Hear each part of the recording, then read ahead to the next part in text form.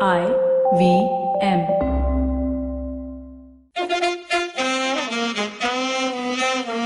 All right, then. Lanso is back after a bit of a break. You may not know this, but there's a huge bimari pandemic called COVID-17, 18 or 19, which is going on. And so we are having trouble getting people to talk. With many of our speakers who we had on bookings for the year, well, some of them have, died. But not to be insensitive, there are a few of us still alive. One is Kumar Varun. We welcome him back. Comedian extraordinaire, one-time banker and corporate guru. Hopes to one day go back and give lectures in a comic way. Yeah, I've heard this great scope in that people are making a lot of money by giving motivation lectures in corporate. I'm telling you, all you have to do is have one sad backstory. You know, like your parents are run over by a bus or something, and then you start there. It doesn't have to be true, but it just has to be good. But let's get back to cricket. Wow, IPL has started, and that's the IPL chairman calling me. You may have heard the phone for a second. Yeah, sorry about that. So IPL is time of recording. We've had two games, and things look normal for a little while. We had that humdinger last night. Yeah, IPL has started. It's so good to see Dhoni on field. Like very small things like him just setting the field, and it gives you goosebumps. Oh my God, it's Dhoni who's asking mid-off to go back to long-off, doing all that. It's great, Cyrus. And both the games have been really good. So yeah, that too. I remember I heard one dry line he was saying to Jadeja, "Inko pata nahi." You know, that one way that he talks in that slow drawl with the staccato style. "Inko pata nahi." You know, like he doesn't know. Yeah. Like, the funny thing is, even Jadeja's turning the ball anyway, so I don't know what he's saying, but he doesn't know which way it's going. It's not going anywhere.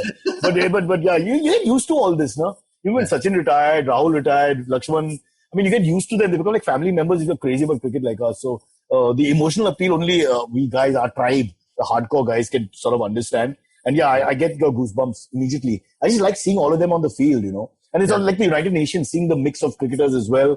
And keep in mind, like Punjab, for example, there's more like one Punjabi in the side, and it's it's changed. In a way, it's good because regionalism, all this goes out of the window, and people just play as they do in football. I mean, how many people are born in Liverpool who play for Liverpool?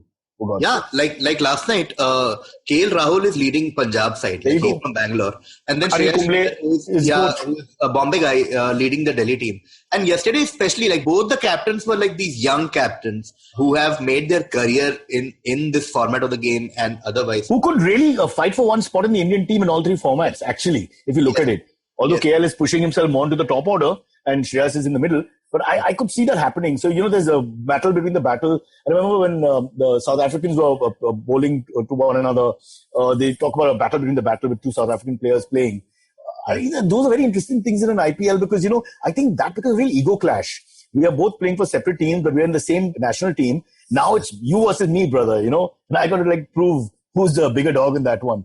So it's just so much fun. And I, like all good Indian males, Kumar, I watched with my mother in her room. So, so she and me cheer together, and I can see how my social life is, completely just disappeared. And all I've got is, come on, Chennai. Oh, I shouldn't say that. They were playing Mumbai. I may have by mistake said it. Yeah. I don't know. I can't remember who I cheered for. Yeah. But anyway, highlights so far for you with all this bio bubble and all that going on? The two games so far, first of all, like we said, the highlight is just the fact that it's back. And just to see like Rohit Sharma leading and Mahendra Singh Dhoni leading and everything. And of course, the last match, like it went to super over.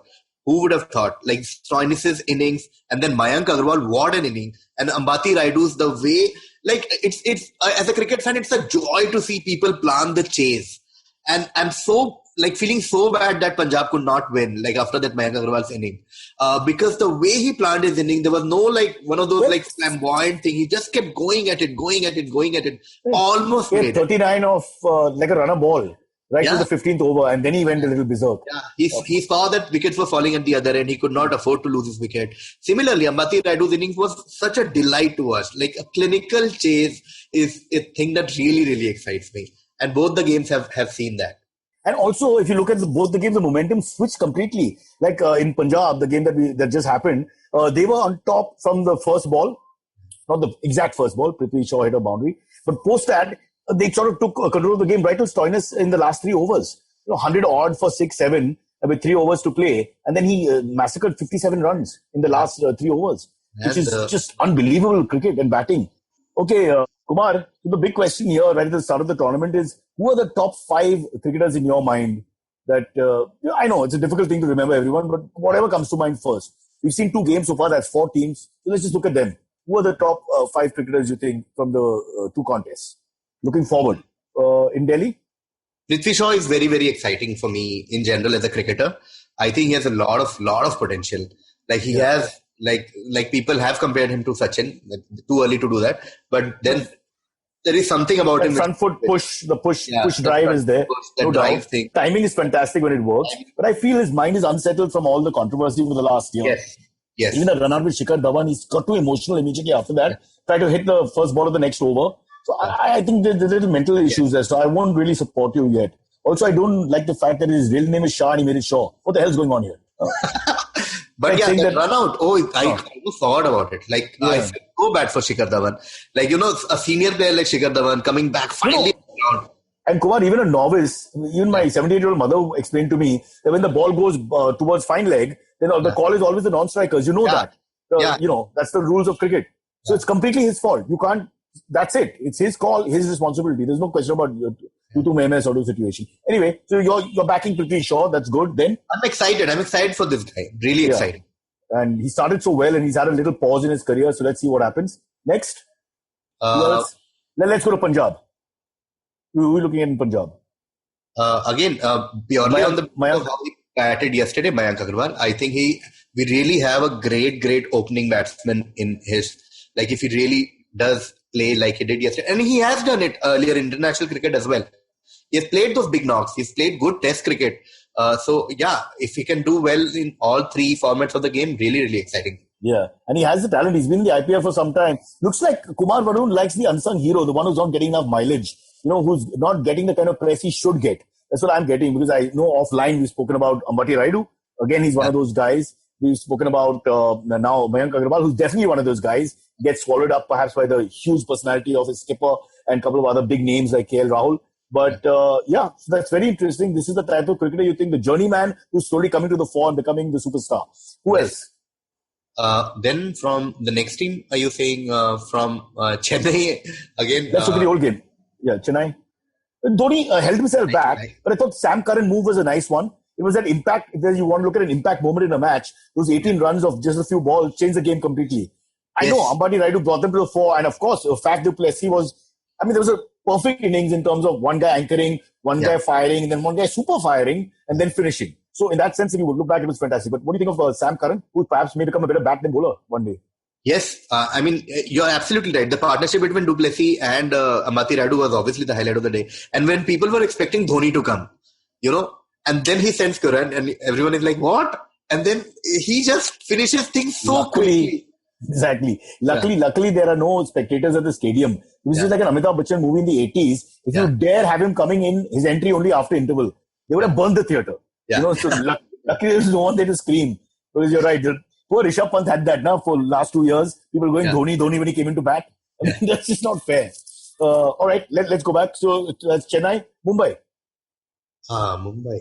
I think I'll have to agree with you. It has to be Stoinis. I think the more you talked about him, his Stoinis is Delhi, but okay. And sorry, Stoinis is Delhi. No worries. Delhi, Mumbai, एक ही चीज है. We're all India. Stoinis is a very common Indian name. Why would Delhi play with blue uniform? I know, it's damn confusing. It's very close. Because I think of Stoinis and I was like, तो Bombay के लिए खेलता है ना? No, it's Delhi. I thought Surya Kumar Yadav started off really well. He had a fabulous shot also. He's taken off all that fuzzy hair of his on his face.